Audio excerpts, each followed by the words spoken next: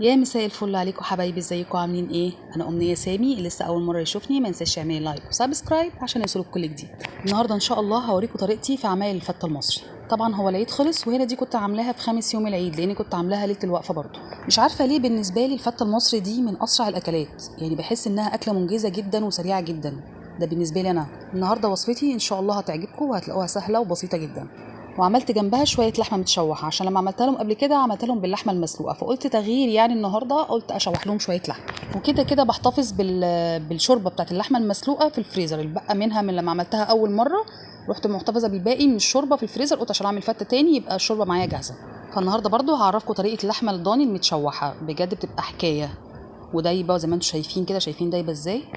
فتعالوا معايا عشان تشوفوا الطريقه بالتفصيل. اول حاجه هبدا بيها وهي الرز، عشان يكون استوى كده عقبال ما اخلص بقيه الحاجه.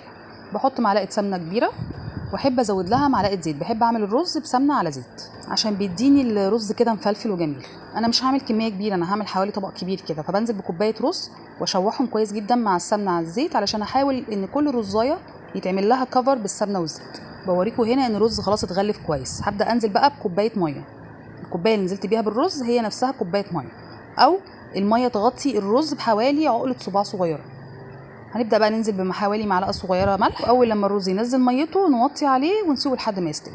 هنا بقى هنبدا نجهز اللحمه المتشوحه. بحط حوالي معلقتين سمنه وانزل بقطع اللحمه تاخد صدمه، محركهاش خالص لحد ما لونها يتغير معايا اهو. زي ما انتم شايفين كده لونها بدا يتغير. هبدا بقى ايه احركها، بحاول اجيبها على الجهه الثانيه. زي ما انتم شايفين اتشوحت كويس جدا. هبدا انزل عليها بحوالي كوبايه ونص ميه مغليه وشويه فلفل اسود بس كده، ونوطي عليها ونغطي الحله لحد ما تستوي. لو فتحنا عليها كمان شويه ولقينا ميتها نشفت ولسه ما استوتش بنزود لها شويه ميه تاني لحد ما تستوي خالص. هنا هبدا اجهز الصلصه بتاعتي، حوالي معلقتين زيت وعليهم 4 فصوص ثوم مطحونين ونشوحهم لحد ما يصفروا شويه، وبعد كده ننزل عليهم بمعلقتين خل. بعدين بنزل على الثوم بمعلقتين صلصه معلبه عشان عايزه بس الصلصه بتاعتي تبقى لونها غامق شويه، واشوحهم شويه لحد ما يتماسكوا. وبعد كده انزل بالطماطم بتاعتي المضروبه. بعدين بتبلها بملح وفلفل اسود بس. الصلصه بتاعتنا بتبقى جميله بملح وفلفل فقط لا غير، واسيبها بقى لحد ما تتسبك. في الوقت ده بقى بجهز الطشه بتاعه الرز والعيش.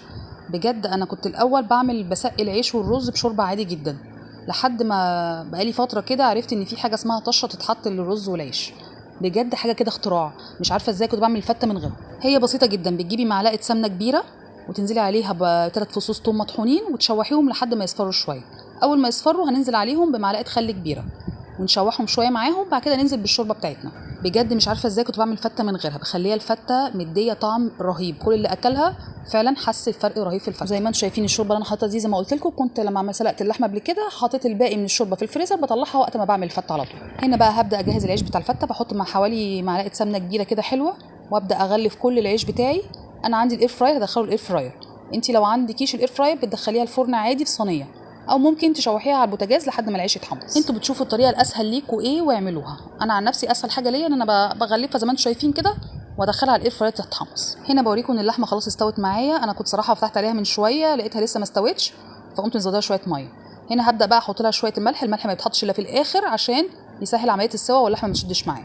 بس اللحمه المتشوحه عباره عن ملح وفلفل اسود بس.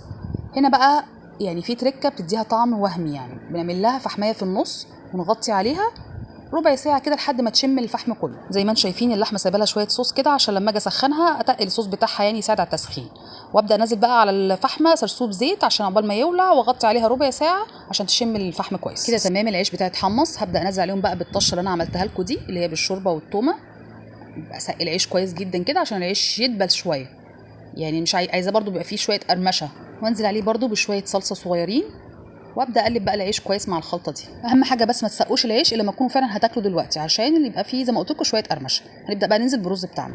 المفروض في المرحله دي كنت انزل بطشه الشوربه تاني فوق الرز، بس للاسف انا نسيت، رحت منزله الصلصه الاول وبعد كده قمت افتكرت موضوع الشوربه انا ما نزلتهاش، نزلتها بعد الصلصه وكان طعمها فعلا يا جماعه خرافه. طبعا كنت سخنت اللحمه بتاعتي تاني لحد ما الصوص بتاعها تقل شويه. بصوا انا بوريها لكم دايبه جدا، وكل الفحم طعمه فيها رهيب، اكنك بتاكل لحمه شويه بالظبط. بجد لازم تجربوا طريقه اللحمه المتشوحه زي ما انا عملتها كده، بجد يا جماعه هتعجبكم. ويا رب الوصفه تكون عجبتكم، ولو عجبتكم ما تنسوش تعملوا لايك لان ده بيفرق معايا كتير جدا، ومستنيه كومنتاتكم لان ده بيشجعني انزل لكم فيديوهات كتير. واللي بيتفرج عليا لحد دلوقتي ولسه ما اشتركش يا ريت يعمل لي سبسكرايب عشان يوصلوا كل جديد. واستنوني ان شاء الله المره الجايه في اكله جديده ووصفه جديده. سلام.